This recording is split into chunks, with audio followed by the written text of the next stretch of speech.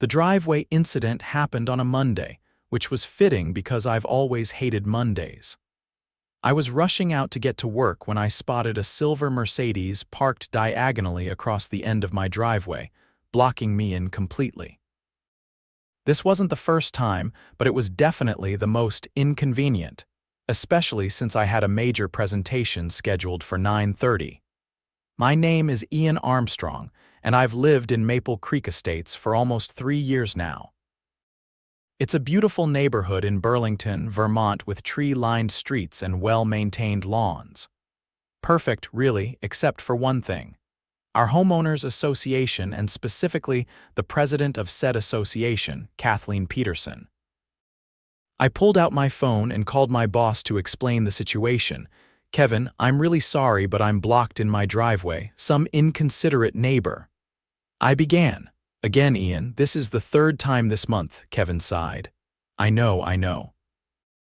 I've been dealing with the HOA about it, but they're not exactly responsive. I'll get there as soon as I can." I ended the call and marched across my lawn toward Kathleen's house. She lived 3 doors down, in a pristine colonial with perfectly trimmed hedges and a garden that had won Best Landscaping in the community newsletter 3 years running. Before I could even knock, the door swung open. Kathleen stood there in a crisp white blouse and beige pants, her highlighted blonde hair cut in the signature bob that had become synonymous with asking to speak to managers across America. "Good morning, Ian," she said with a smile that didn't reach her eyes. "Is there a problem?" "Yes, Kathleen, there is. Your car is blocking my driveway again, and I have an important meeting this morning." She checked her watch. "It's only for another 15 minutes. The landscapers are doing my backyard and needed access to the side gate. But why use my driveway? Why not park on the street in front of your house?" Kathleen gave me a look as if I'd suggested she fly to the moon. "The HOA regulations clearly state that we should minimize street parking to maintain the aesthetic appeal of the neighborhood. Section 7, Paragraph 3. Those rules don't mean you can block other people's driveways." I was trying not to raise my voice, but my patience was wearing thin. "I'm not blocking it completely," she said, though we both knew that was a lie. "Besides, as HOA president, I occasionally need to make executive decisions for the good of the community." "The good of the community doesn't include making me late for work," I said. "Please move your car now." With a dramatic sigh, Kathleen grabbed her keys. "Fine. But you really should be more community-minded, Ian. That's why your landscaping proposal was rejected last month." And there it was, the thinly veiled threat. Cross Kathleen, and suddenly your home improvement requests would mysteriously get denied by the HOA board, which was essentially her and her 2 best friends, Pamela Johnson and Deborah Taylor. I watched as she painfully slowly backed her Mercedes out of my driveway. By the time I finally got to work, I had missed the beginning of my presentation. My boss was understanding, but I could tell he was getting tired of my HOA excuses. That evening, I came home determined to find a solution. This was the 5th time in 2 months that Kathleen had used my driveway without permission. The first few times, I'd caught her parking there while she visited her friend across the street. When I confronted her, she claimed it was an emergency and that she would only be a few minutes.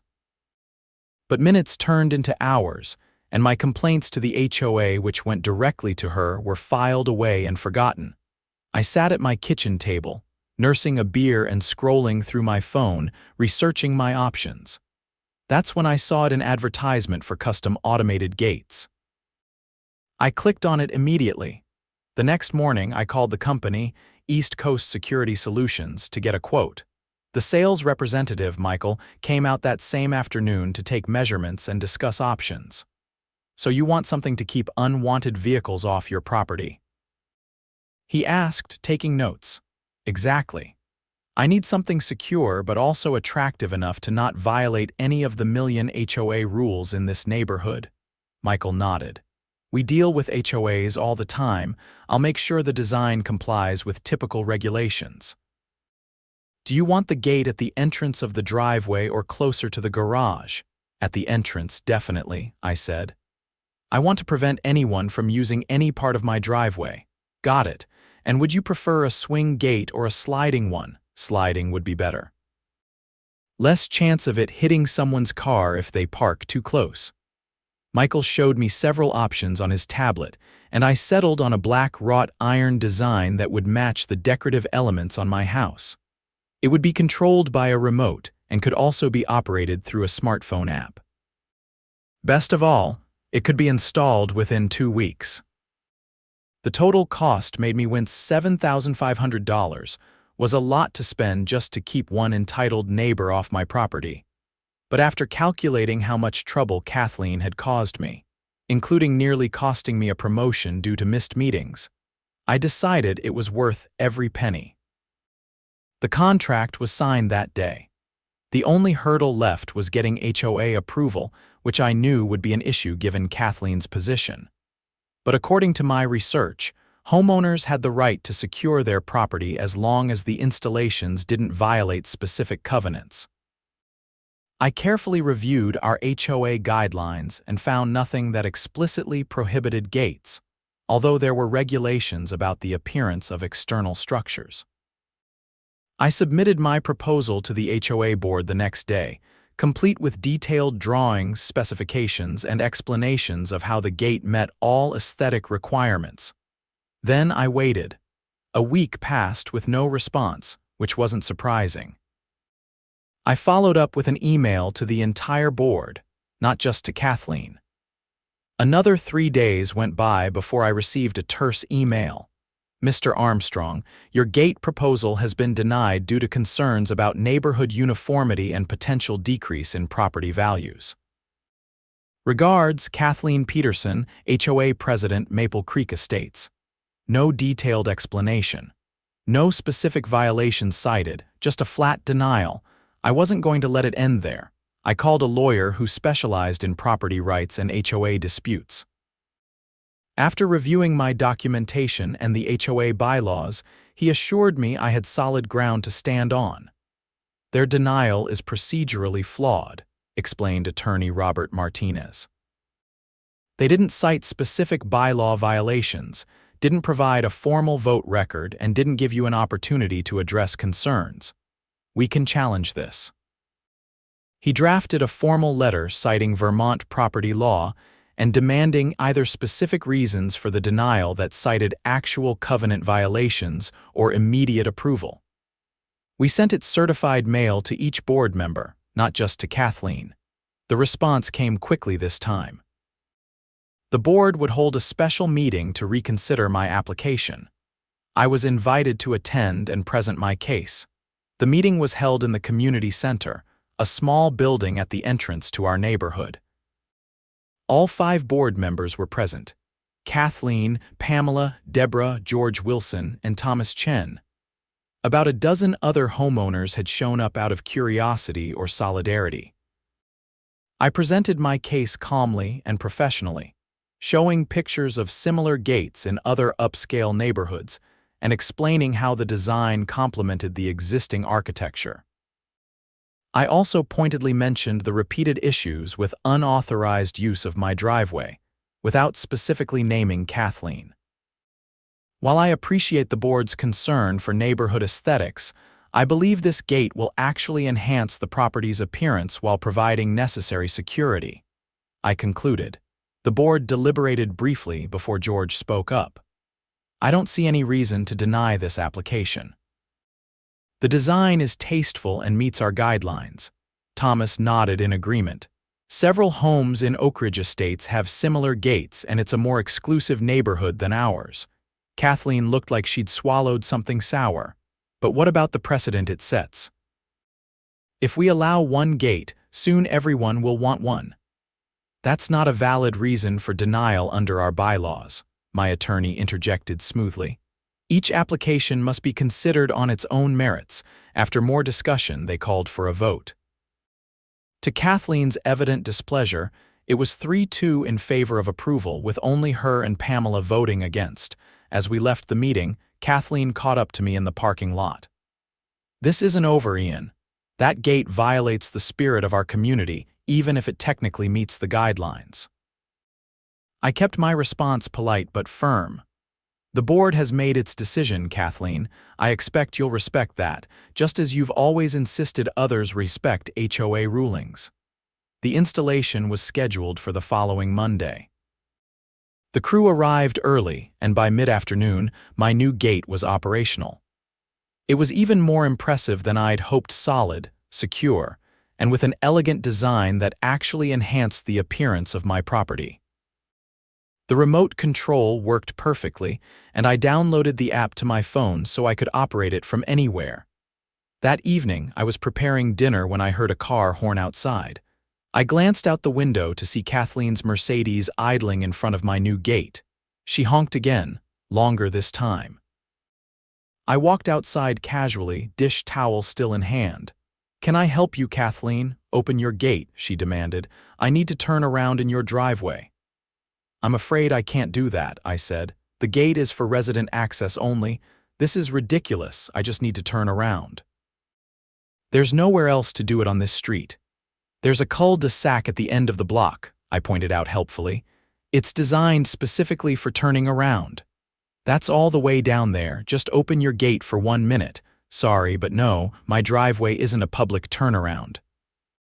Her face turned an impressive shade of red. "You're being completely unreasonable. I'm the HOA president." "Yes, you are, and as such, I'm sure you understand the importance of respecting private property. Have a good evening, Kathleen." I returned inside, feeling a small but significant victory. Through my kitchen window, I watched as she sat there for another minute before finally driving away, presumably to use the cul-de-sac like everyone else. The next morning, I received an email notification from the HOA about a violation on my property. Apparently, my lawn was half an inch too tall according to their measurements. I hadn't even had time to do my weekly mowing yet, but I dutifully mowed it that evening. The following day, there was another notice my mailbox was not in compliance with neighborhood standards, despite it being the exact same mailbox that had been there when I bought the house 3 years ago. The petty retaliation continued for weeks. Citations for invisible infractions, demands for immediate correction, threats of fines. Each time, I carefully documented the harassment and complied with the technical requirements while filing my own complaints when Kathleen or her allies violated rules themselves. Then came the weekend of the annual neighborhood picnic. I had volunteered to help set up, partly to show I was still a team player despite the ongoing conflict. When I arrived at the community park, Kathleen was directing people like a field marshal. "Ian, you're on trash duty," she announced when she spotted me. It was clearly meant as an insult since trash duty was usually rotated among the newest residents. "No problem," I said pleasantly. "Happy to help." I spent the next hour setting up trash and recycling stations. When I finished, I approached the main pavilion where food was being arranged. Kathleen was discussing something with Pamela when she saw me coming. "The setup team is done," I reported. "Anything else you need help with?" "Actually, we're all set," Kathleen said dismissively. "Why don't you go home and change? You look a bit casual." I glanced down at my clean jeans and button-up shirt, perfectly appropriate for an outdoor picnic. "I think I'm fine, but thanks for your concern." Throughout the event, Kathleen made a point of excluding me from conversations and steering people away whenever they engaged with me. It was childish, but not unexpected. I maintained my composure and enjoyed chatting with neighbors who weren't part of her inner circle. As I was helping with cleanup, my next-door neighbor Rachel Olson approached me. Rachel was in her early 30s, a pediatric nurse with a friendly personality who had moved in about 6 months ago. "Hey, Ian, I've been meaning to ask, how did you get approval for that gate?" "I've been thinking of installing something similar." "It wasn't easy," I admitted. "The initial application was denied, but I appealed with some legal assistance." She lowered her voice. "Between us, Kathleen and her crew are getting out of hand. Did you hear what happened to the Millers? They wanted to put in a small koi pond, and the HOA denied it because it might attract undesirable wildlife. It was barely bigger than a bathtub. Unfortunately, that sounds about right, I said. If you're serious about a gate, I can give you my attorney's contact information. That would be great. Oh, and by the way, watch your back. I overheard Kathleen telling Pamela they're going to start doing random property inspections next week. I thanked Rachel for the warning. Sure enough, 3 days later, I received an official notice that the HOA would be conducting exterior inspections of all properties to ensure compliance with community standards. The inspections would include measuring setbacks, checking paint colors against approved palettes, and verifying that all external structures had proper approval. It was clearly another attempt to find something wrong with my property. I spent the weekend making sure everything was immaculate, even touching up the trim paint and power washing the driveway. I also set up a discreet security camera near my front door, just in case. The inspection was scheduled for Wednesday between 9 a.m. and noon. I had taken the morning off work to be present, which was fortunate because at 10:15, Kathleen and Pamela arrived with clipboards and measuring tapes. "Good morning," I greeted them cordially. "I understand you're here for the inspection." "That's right," Kathleen said, her tone all business. "We'll need access to your backyard as well. Of course, I'll unlock the gate for you." I led them around my property, watching as they meticulously measured distances, scrutinized my landscaping, and took photographs. Kathleen seemed increasingly frustrated as they failed to find any violations. "Your gate appears to be 6 inches taller than what was approved in the plans," she finally declared, looking triumphant. "Actually, it's exactly to specification," I replied. "I have the final approval documents right here." I handed her a copy of the paperwork, complete with dimensions that matched the installed gate perfectly. "Well, we'll need to verify this back at the office," she said, clearly disappointed. "Feel free. Is there anything else?" They left shortly after, and I returned to work for the afternoon. That evening, I received an email notification of a potential violation regarding the height of my hedges along the side property line. According to the notice, they were 2 inches above the maximum allowed height. I went out with a tape measure and confirmed they were exactly at the 48-inch maximum. I took photos with the tape measure clearly visible and responded to the email with the evidence attached. This pattern continued for over a month. Each claimed violation was met with evidence disproving it, and each new attempt to find fault with my property became more desperate. Meanwhile, my gate stood firm, preventing Kathleen or anyone else from using my driveway without permission. Then things escalated in a way I hadn't anticipated. I came home one Friday evening to find my gate partially open. At first, I thought it was a malfunction, but closer inspection revealed something more troubling. The control panel had been tampered with. Someone had attempted to override the system, causing minor damage to the electronics. I immediately called the security company and filed a police report. The technician who came out confirmed that someone had tried to force the gate open by damaging the control mechanism. The repair would be covered under warranty, but it was clear this was deliberate vandalism. The police officer who took my report was sympathetic but not particularly hopeful about finding the culprit. "Without video evidence, it's hard to prove who did it," Officer Davis explained. "Do you have any security cameras?" "Not covering the gate control panel," I admitted. "But I have a pretty good idea who might be responsible. Let me guess, HOA issues?" he asked with a knowing look. "How did you know?" "We get a lot of calls from this neighborhood. Your HOA has a reputation." I decided it was time for additional security measures. The next day, I had cameras installed covering my entire front yard, including the gate and control panel. I also added motion sensor lights that would illuminate anyone approaching the gate after dark. The following Wednesday, I was working from home when I received an alert on my phone from the security system. Someone was at my gate. I pulled up the live feed to see Kathleen standing there, examining the newly repaired control panel. She looked around furtively before reaching into her purse and pulling out what appeared to be a screwdriver. I couldn't believe what I was seeing. I grabbed my phone and hurried outside. "Kathleen, what are you doing?" She jumped, nearly dropping the screwdriver. "Ian, I was just checking if your gate meets safety standards. As HOA president, it's my responsibility to ensure all installations are secure. With a screwdriver, while I'm not home," I pointed to the camera directly above her. "That's all being recorded, you know." Her face paled. "You're spying on me." "That's a violation of privacy. It's my property, Kathleen.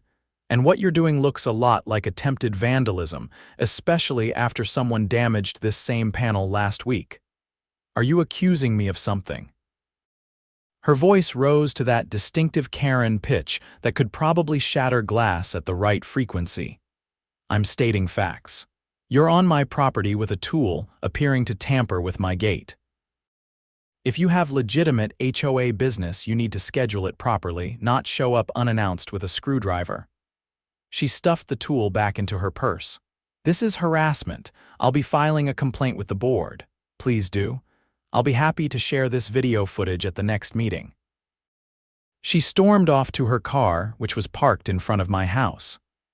As she drove away, I downloaded the video footage and saved multiple copies, just to be safe.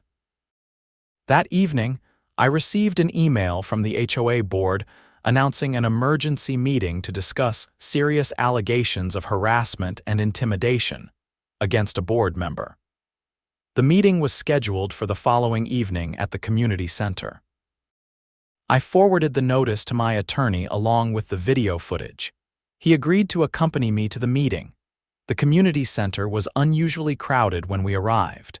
Word had spread about some kind of showdown between me and the HOA president, and neighbors were curious.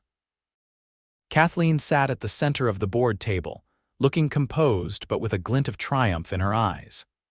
"This emergency meeting is called to order," she announced. "We are here to address serious allegations of harassment and intimidation by homeowner Ian Armstrong against members of the board." My attorney stepped forward. "Before these unfounded allegations are discussed, my client has evidence of actual wrongdoing that the board should consider." "This isn't a court of law," Kathleen snapped. "We have procedures." "Indeed you do," he replied smoothly. "And those procedures include allowing homeowners to present evidence relevant to HOA matters. My client has video evidence of attempted vandalism of his property by an HOA board member." A murmur ran through the crowd. George Wilson leaned forward. "I think we should see this evidence before proceeding." Despite Kathleen's objections, the board voted 3-2 to view the footage. I connected my laptop to the projector and played the video. The room fell silent as everyone watched Kathleen approach my gate with a screwdriver and then get caught in the act. When the video ended, the room erupted in conversation. Thomas Chen called for order. "Miss Peterson, would you care to explain what we just saw?" Kathleen's face was flushed. "I was conducting a safety inspection, as is my right as HOA president." "With a screwdriver without notice when you thought no one was home?" Thomas asked skeptically. "The gate posed a potential safety hazard that needed immediate attention," she insisted. Rachel Olson stood up from the audience. "This is absurd. We all know what we saw. She was trying to damage Ian's property because she's mad that she can't use his driveway anymore." "That's speculation," Kathleen retorted. My attorney addressed the board. "What's not speculation is that this constitutes attempted vandalism, which is a criminal offense. My client has filed a police report and will be pursuing this matter to the fullest extent of the law if the board doesn't take appropriate action." The meeting devolved into chaos after that. Several homeowners spoke up about their own experiences with Kathleen's selective enforcement and retaliatory actions. It seemed the gate incident had opened the floodgates of discontent that had been building for years. Finally, George called for an executive session of the board. The room was cleared except for board members, and my attorney and I waited outside with the other homeowners. After nearly an hour, we were called back in. George, now acting as spokesperson, addressed the assembly. The board has made several decisions tonight. First, all pending violation notices against Mr. Armstrong are hereby rescinded pending review by an independent committee. Second, the board has voted to suspend Ms. Peterson from her position as president for 30 days while we investigate the allegations of misconduct. During this time, I will serve as acting president. Finally, we will be holding a special election next month to potentially reorganize the board. Kathleen sat stone-faced through the announcement. When George finished, she stood up abruptly. This is a coup orchestrated by disgruntled homeowners who don't understand the importance of standards. You'll regret this decision. She gathered her things and stormed out of the room. The meeting adjourned soon after, with many neighbors approaching me to express support or share their own HOA horror stories. The following week was blissfully quiet. No violation notices, no surprise inspections, no car horns blaring in front of my gate. I almost didn't know what to do with the peace. That Saturday, I was doing yard work when Rachel stopped by. "Hey neighbor, enjoying the calm after the storm?" she asked. "Definitely. How are things in the neighborhood?" "Interesting," she said with a smile. "Did you hear Kathleen's been going door to door trying to rally support? She's claiming you doctored the video and that the whole thing is a conspiracy to undermine her authority." I laughed. "That sounds about right. Any takers?" "Not many." But here's the really interesting part. While she's been focused on damage control, George and Thomas have been reviewing the HOA financial records. Apparently, there are some discrepancies in the landscaping budget. Large payments to a company that seems to only service Kathleen's property. Seriously? That's embezzlement. They're still investigating, but it doesn't look good for her. The board's bringing in an independent auditor. The audit results came faster than expected. By the following week, the evidence was clear Kathleen had been using HOA funds to pay for her personal landscaping for at least 2 years, to the tune of nearly $15,000. The board called another emergency meeting, where they voted unanimously to remove her from the board entirely and pursue legal action to recover the misappropriated funds. Kathleen didn't attend that meeting. According to neighbors who lived near her, she'd been packing her car that morning and left shortly after, telling anyone who asked that she was visiting her sister for a few days. Those few days stretched into weeks. Eventually, we learned she'd put her house on the market through a real estate agent, never returning to the neighborhood herself. The police investigation into the financial improprieties continued, and charges were eventually filed, though Kathleen had moved to Florida by then. The special election resulted in an almost completely new HOA board, with George remaining as the only holdover. The new board, which included Rachel, immediately began reviewing and revising many of the more restrictive and arbitrary rules that Kathleen had implemented over the years. 6 months after the gate incident, Maple Creek Estates was a different place. The HOA still enforced reasonable standards to maintain property values, but gone were the petty power plays and selective enforcement. Homeowners were treated with respect, and board meetings became collaborative rather than confrontational. As for my gate, it stood as a silent reminder that sometimes you need to set boundaries, literal ones, in my case to protect your property and peace of mind. Several other homeowners had installed similar gates since then, each one approved without drama by the new board. One evening, about a year after Kathleen's departure, I was enjoying a beer on my front porch when a moving truck pulled up to her old house. The new owners, a young couple with 2 small children, began directing the movers. I walked over to introduce myself and offer help. They seemed surprised and grateful for the friendly welcome. "We were a bit nervous about moving into an HOA neighborhood," the husband admitted. "We've heard horror stories." "It used to be one of those horror stories," I said with a smile. "But not anymore. Things are different now." "Different how?" the wife asked. I glanced back at my gate, which stood open to welcome my new neighbors. Let's just say we learned the importance of good boundaries, and what happens when those in power forget they're supposed to be serving the community, not controlling it. As I helped them unload their car, I felt grateful for my sturdy gate and the peace it had ultimately brought to our neighborhood. Sometimes the best way to be a good neighbor is to clearly establish where your property ends and theirs begins. In Kathleen's case, it had taken a physical barrier to establish that boundary, but the result had been better for everyone except Kathleen. Last I heard, she'd already run afoul of her new Florida HOA for painting her front door the wrong shade of beige. Some people never learn, but thankfully, our community had. The following spring, the HOA held a neighborhood beautification day where residents worked together on community projects. As we planted flowers around the entrance sign, George approached me. "You know, that gate of yours started quite a revolution," he said. "I just wanted to keep someone from using my driveway without permission," I replied. "Sometimes the smallest boundaries create the biggest changes," he said thoughtfully. Who would have thought a simple gate would lead to uncovering financial fraud and completely restructuring our HOA? Life is funny that way, I agreed. Later that day, as I opened my gate to drive home, I couldn't help but smile at the irony. Kathleen's insistence on using my driveway had led to a chain of events that ultimately exposed her misconduct and improved life for everyone in Maple Creek Estates. My property line had been the boundary she couldn't respect, and in the end, it was her undoing. The gate that had once been a source of conflict now stood as a symbol of positive change, and a daily reminder that sometimes the best way to deal with a Karen is to simply shut the gate and let her rage on the other side.